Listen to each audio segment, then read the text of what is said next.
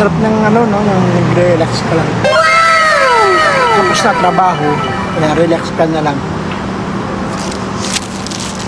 Sabi nila, Idol, ano nangyayari dyan sa LA?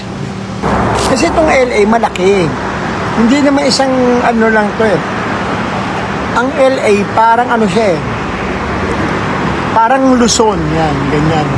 Hindi naman Luzon. Pero halos ganun na rin.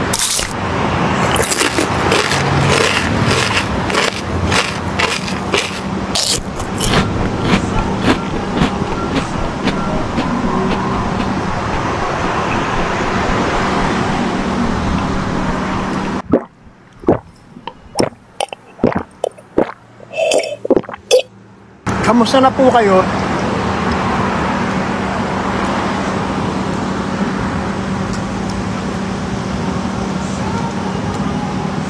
Kala mo, ang sarap sa buhay sa Amerika, no? Pag nakikita nyo ako, kala nyo, ang sarap ng buhay.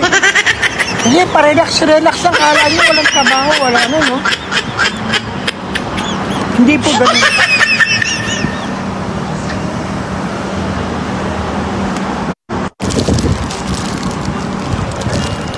Kaya nga,